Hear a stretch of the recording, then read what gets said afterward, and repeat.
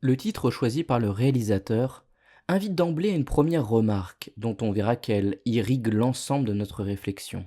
La bataille de Gaulle peut se lire de deux manières distinctes, et c'est précisément dans l'écart entre ces deux lectures que se loge l'ambition du projet. Il y a d'une part la bataille que livre de Gaulle lui-même, celle d'un homme qui refuse la défaite quand tout autour de lui semble la consommer. Il y a d'autre part la bataille que la France doit livrer à travers lui, celle d'une nation qui cherche, par la voix d'un seul de ses généraux, à demeurer maîtresse de son propre destin. C'est cette tension entre le combat singulier d'un homme et le combat collectif d'un pays que nous nous proposons d'explorer aujourd'hui en interrogeant plus précisément deux notions que le diptyque met continuellement en dialogue. La liberté d'abord, comprise comme un acte individuel avant de devenir une promesse collective.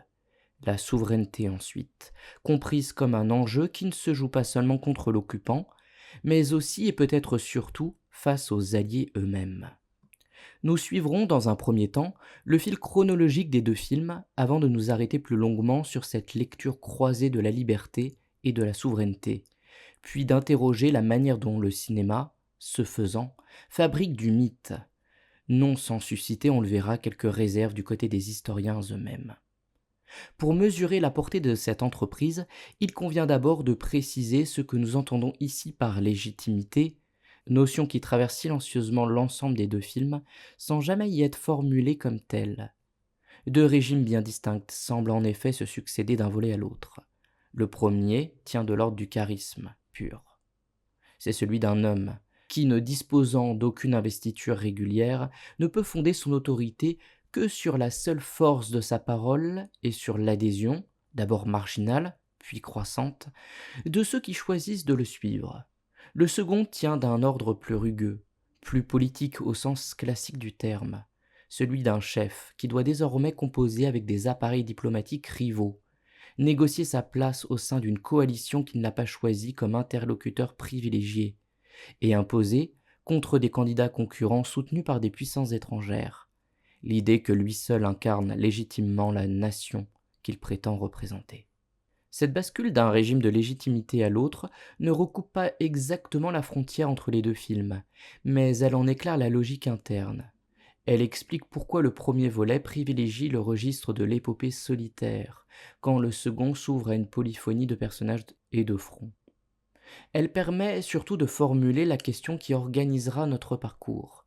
Comment le passage d'une légitimité fondée sur le seul verbe à une légitimité qui doit désormais se négocier au prix d'alliances, de compromis et parfois de renoncements affecte-t-il la manière dont le diptyque met en scène la liberté et la souveraineté, deux notions qu'il serait imprudent de traiter comme de simples synonymes, tant elles obéissent, on le verra, à des logiques temporelles distinctes, la première relevant de l'instant du refus, et la seconde ne pouvant se construire que dans la durée et dans l'épreuve.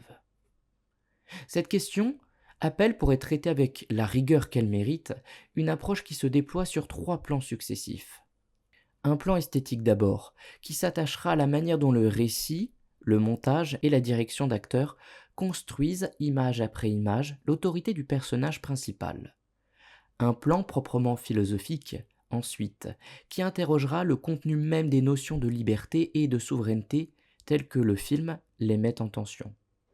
Un plan historiographique, enfin, qui nous conduira à confronter la légende que construit le diptyque aux réserves qu'expriment, depuis la sortie du premier volet, plusieurs spécialistes de la période. Réserves dont on peut d'ores et déjà signaler qu'elles ne sont pas sans ironie, puisqu'elles portent sur les libertés prises par un film consacré à un homme dont l'autorité reposait précisément sur l'exactitude de sa parole. Notre parcours suivra donc 4 étapes.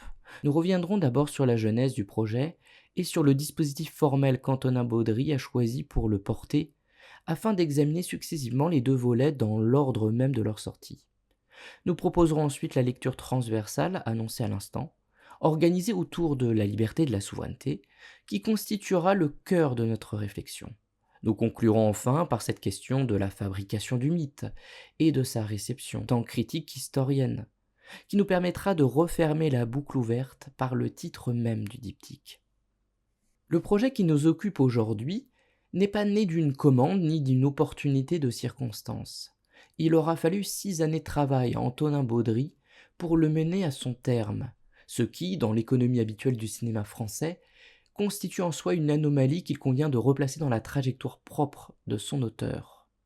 Ancien diplomate, Baudry s'était d'abord fait connaître comme co-scénariste de Quai d'Orsay, adaptation de la bande dessinée satirique consacrée aux arcanes du ministère des Affaires étrangères, avant de passer derrière la caméra pour Le Chant du Loup, thriller sous-marin, dont le classicisme n'annonçait guère l'ambition démesurée du diptyque qui allait suivre.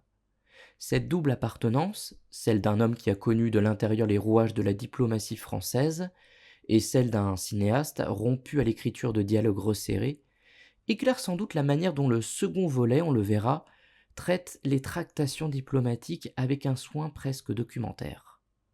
L'intérêt de Baudry pour De Gaulle ne date cependant pas de ce parcours professionnel. Il remonte à l'adolescence, avant d'être relancé à l'âge adulte par la découverte de la biographie que consacre au général l'historien britannique Julian Jackson. Le choix de cette source mérite qu'on s'y arrête, car elle n'est pas neutre. Baudry explique lui-même avoir trouvé dans cet ouvrage un regard qui échappait au traitement convenu du monument national, précisément parce que son auteur, étranger à la mémoire française, pouvait s'appuyer sur des témoignages de première main recueillis à l'époque même des événements, plutôt que sur la reconstitution rétrospective qu'a produite au fil des décennies la légende gaullienne. Ce choix d'une source distanciée annonce d'ailleurs en creux l'ambition du film lui-même. Proposer un portrait qui ne soit pas la simple reconduction d'une image déjà figée, mais qui retrouve, autant que possible, l'incertitude et la fragilité du moment vécu. C'est cette même volonté de distance qui explique, me semble-t-il, le choix le plus singulier du projet, à savoir sa forme en diptyque. Baudry justifie cette structure par une analogie qu'il revendique explicitement avec le Don Quichotte de Cervantes, lui-même publié en 2 temps espacés d'une dizaine d'années. Le premier tome de ce roman raconte l'entreprise d'un chevalier qui tente de faire revivre un âge d'or de la chevalerie révolue, alors qu'il vit lui-même dans un âge de fer, marqué par l'injustice et la corruption. C'est de cette référence précise que provient le sous-titre du premier volet du diptyque, l'âge de fer, qu'il faut donc comprendre moins comme une métaphore martiale que comme une citation directe de Cervantes. Le second tome, quant à lui, met en scène un monde où le personnage de Don Quichotte, devenu entre-temps célèbre, voit proliférer autour de lui de faux chevaliers qui usurpent son nom et sa geste. Cette seconde configuration trouve dans le second volet du diptyque un écho à peine voilé dans le personnage du général Giraud, présenté par le film comme une sorte de succédané du général, adoubé par les puissances étrangères, précisément parce qu'il en offre une version plus docile. À cette matrice cervantine, Baudry ajoute une seconde référence, plus inattendue encore pour un film consacré à De Gaulle, celle du cinéma hongkongais, et singulièrement de Wong Kar-wai, auquel il avait consacré, dans une vie antérieure d'étudiant, un mémoire universitaire. Ce qui lui manquait, explique-t-il, pour raconter De Gaulle, n'était pas tant une documentation supplémentaire qu'un modèle de cinéma capable de porter ce récit. Reconnaissance implicite du fait que le biopic patrimonial à la française, avec ses conventions bien identifiées, ne pouvait suffire à rendre justice à un personnage dont la trajectoire tient elle-même de l'anomalie. On tient là, croyons-nous, la clé de lecture la plus utile pour aborder les 2 films qui vont suivre. Loin de se couler dans le moule familier du grand récit national, le diptyque s'écrie contre lui, en empruntant ses outils narratifs à des traditions qui lui sont en apparence tout à fait étrangères.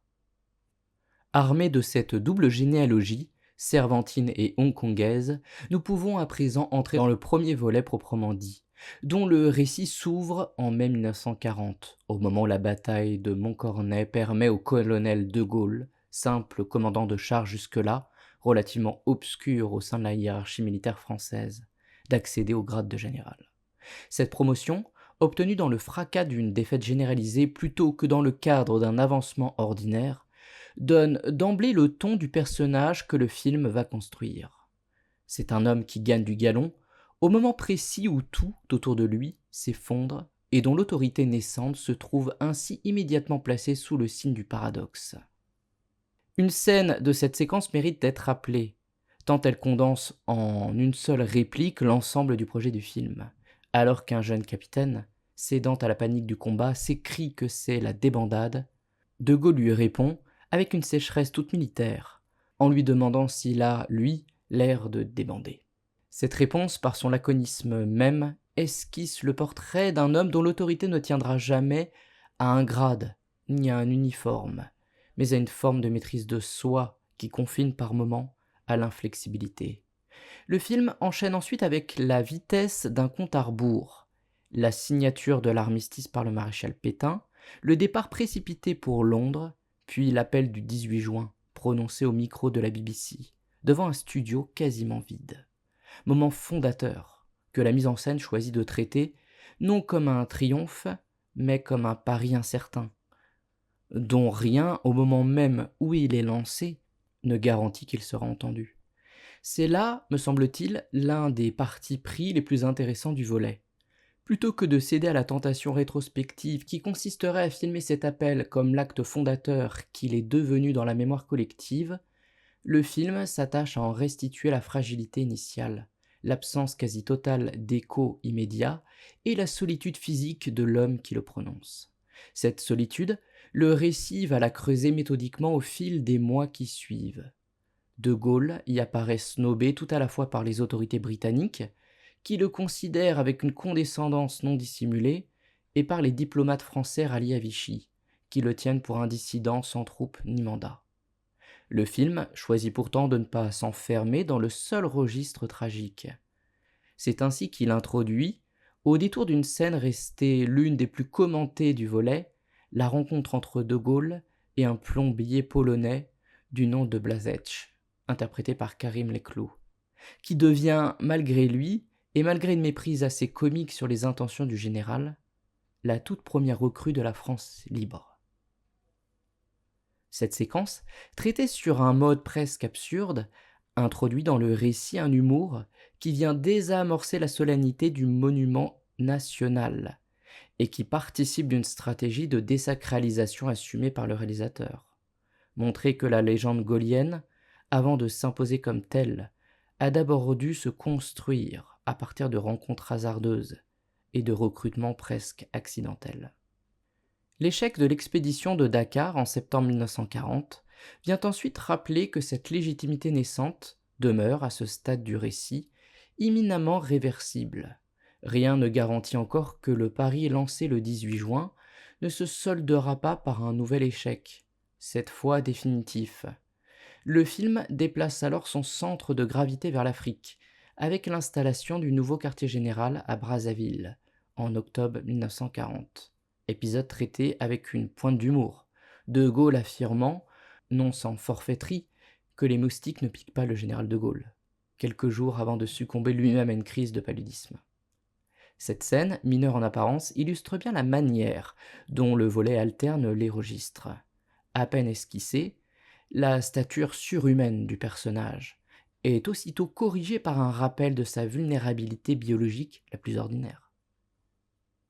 Le mois de novembre 1940 apporte au récit son premier véritable retournement avec la manifestation des lycéens et des étudiants parisiens qui, le 11 novembre, bravent l'occupant pour se rassembler sur l'Arc de Triomphe. Cette séquence marque un basculement décisif dans la construction du personnage. Pour la première fois, la cause que défend De Gaulle depuis Londres trouve un écho spontané sur le sol français lui-même, chez une jeunesse qui n'a reçu de lui aucune consigne directe. L'année suivante prolonge ce mouvement d'élargissement progressif. La rencontre avec Jean Moulin, à l'automne 1941, esquisse les prémices de ce qui deviendra dans le second volet l'unification de la résistance intérieure, tandis que les débarquements de la France libre à Saint-Pierre-et-Miquelon, en décembre de la même année, donnent au mouvement gaulliste ses premiers arpents de souveraineté effective, aussi modeste soit-il à l'échelle de l'archipel concerné.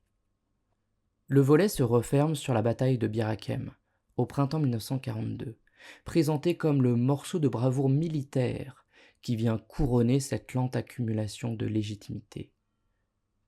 Le film prête au général, à la veille de cet affrontement que l'on croyait pourtant perdu d'avance. Une formule qui résume assez bien l'éthique du personnage, telle que l'a construit l'ensemble du volet. Il vaut mieux la mort que la capitulation, car c'est là, précisément, la raison d'être de la France libre. On mesure, à l'issue de ce premier film, le chemin parcouru depuis L'homme isolé de juin 1940. De Gaulle n'a toujours ni État ni administration régulière. Mais il dispose désormais d'une armée qui se bat et qui gagne, ce qui change radicalement la nature du pari engagé au micro de la BBC. C'est précisément ce basculement, de la légitimité par le seul verbe à la légitimité par les faits d'armes, qui prépare la matière du second volet, où l'enjeu ne sera plus tant de faire entendre une voix que d'imposer, face à des alliés désormais contraints de compter avec elle, une souveraineté véritable. Le second film reprend le fil du récit au lendemain immédiat de l'assassinat de l'amiral Darlan, en janvier 1943. Assassinat commis, faut-il le rappeler, par le jeune Fernand Bonnier de la Chapelle, dont le premier volet avait esquissé, avec une maladresse que plusieurs critiques ont relevée, l'idylle naissante avec la jeune résistante Livia.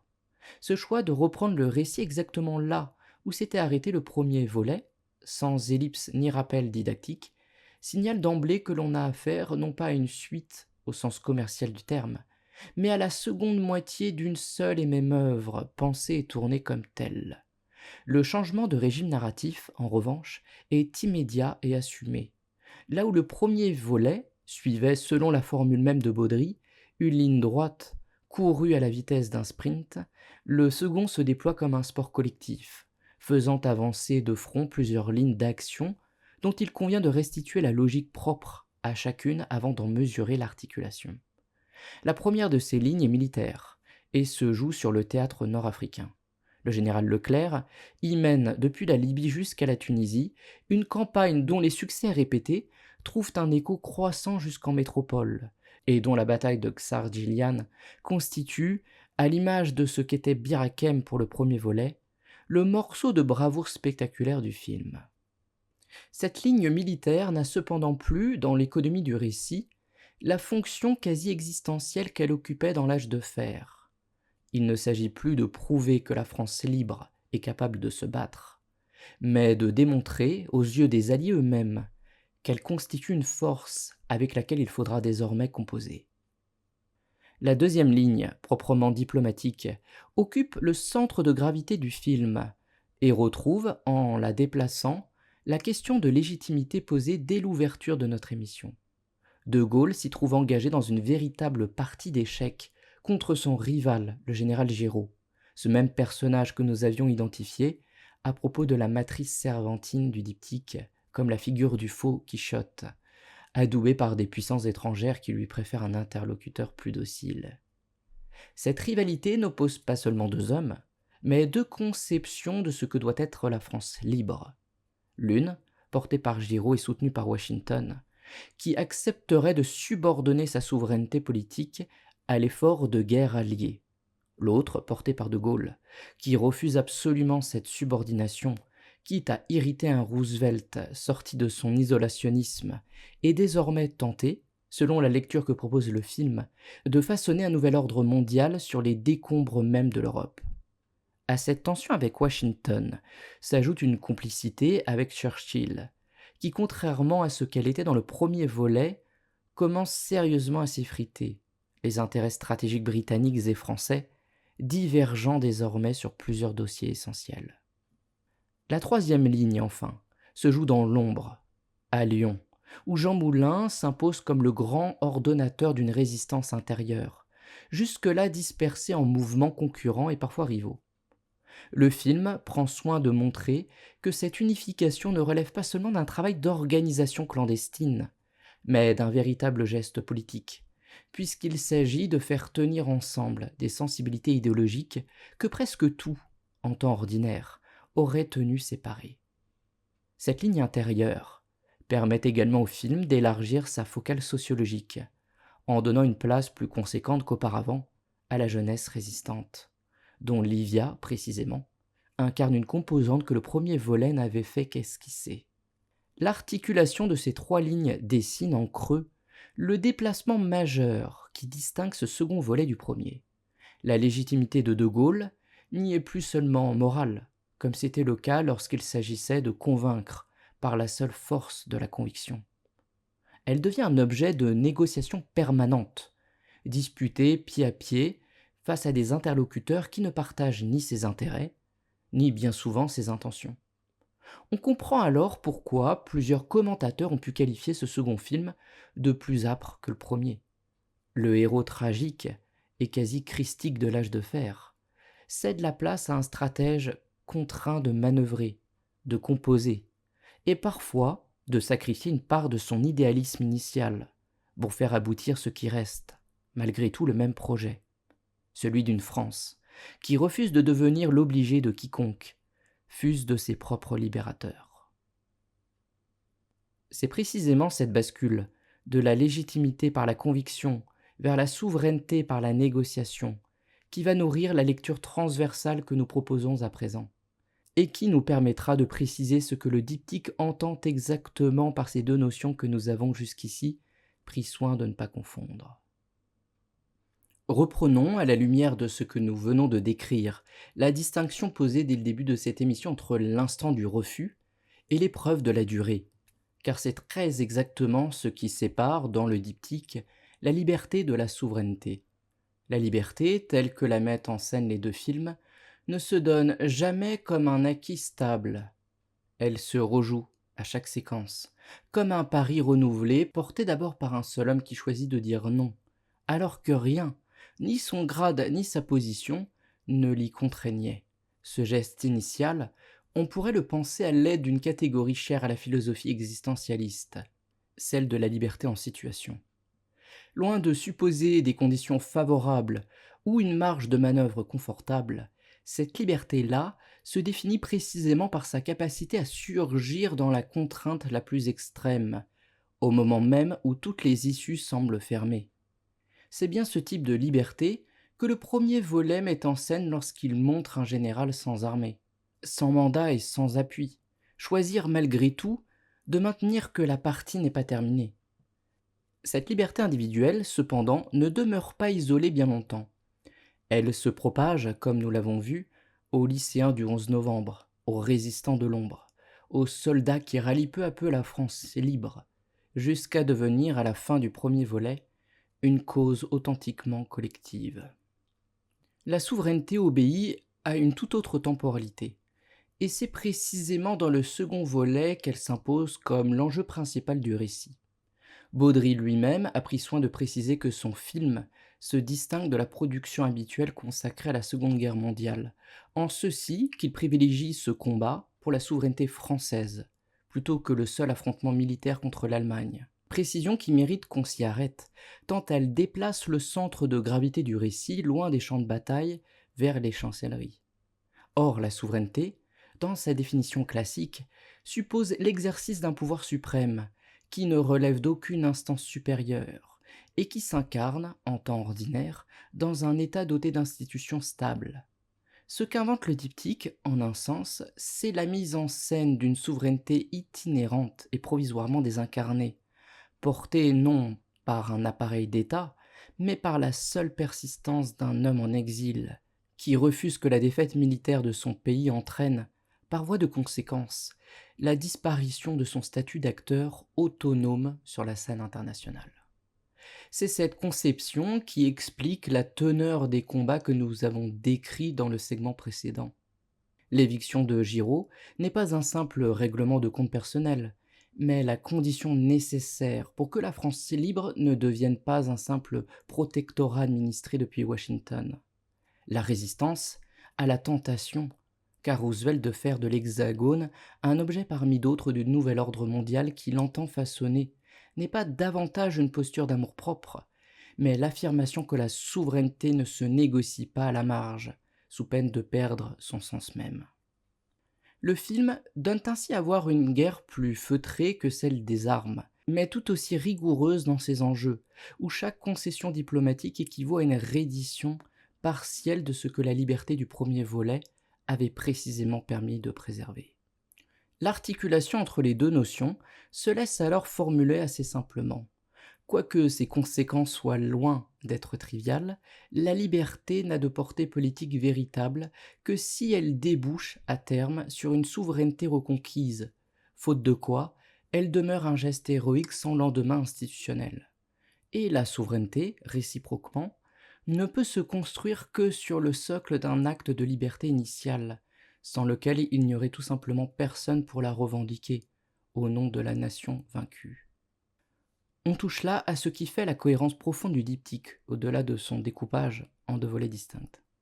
Le premier film raconte la naissance de la liberté qui rend possible la reconquête de la souveraineté.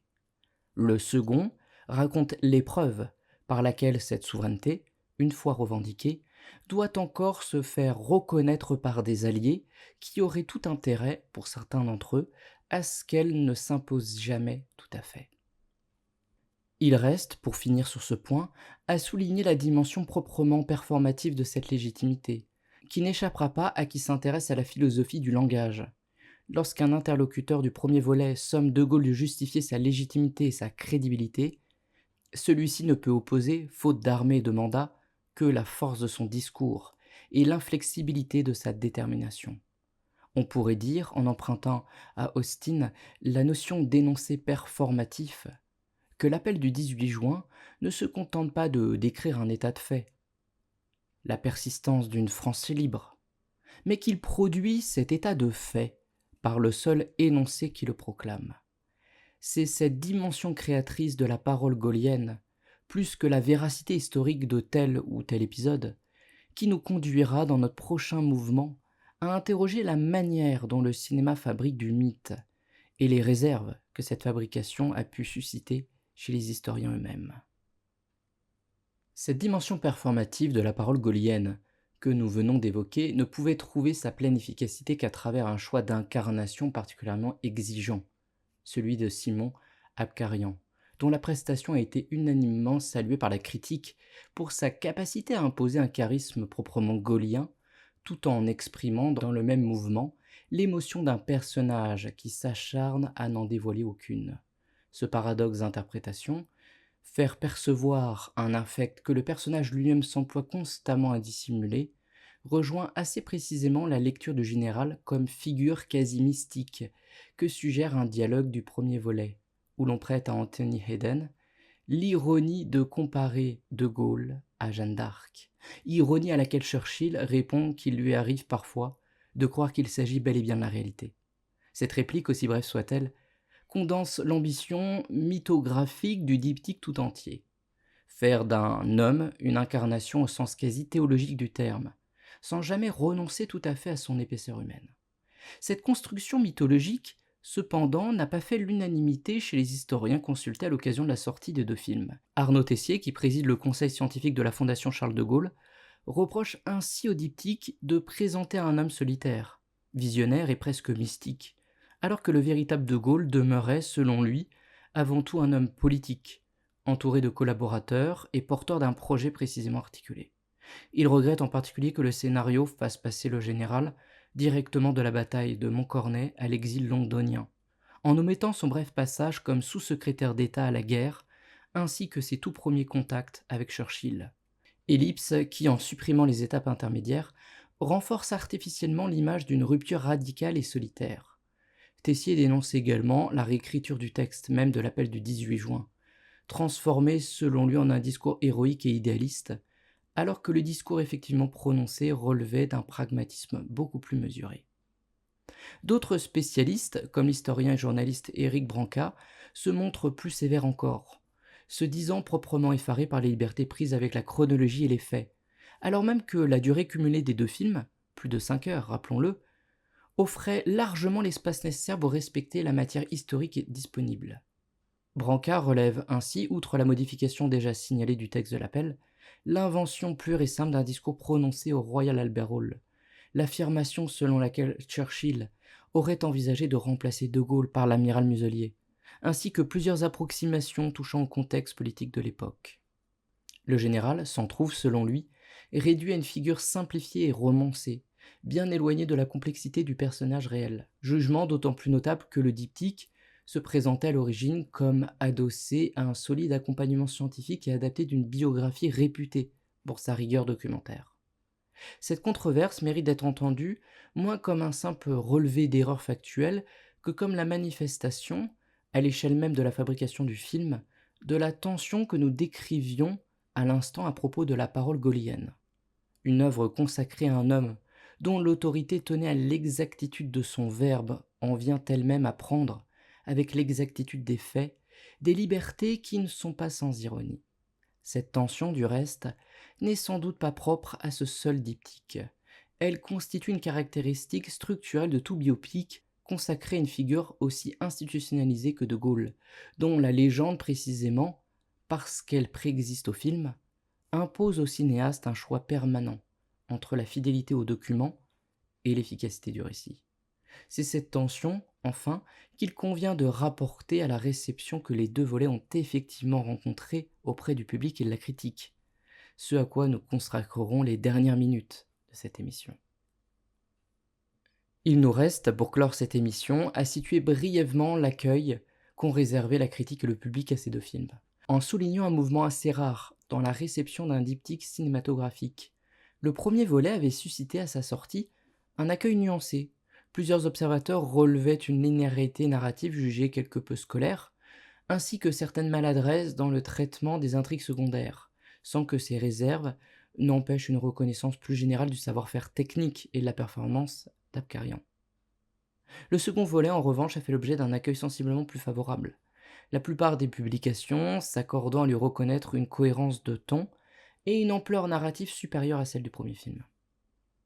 Baudry a déclaré avoir conçu ce diptyque à l'intention prioritaire des jeunes générations, de ces adolescents de 15 à 20 ans, pour qu'il n'est pas simple, dit-il, de grandir aujourd'hui avec le sentiment d'impuissance que suscitent des événements mondiaux qui les dépassent très largement.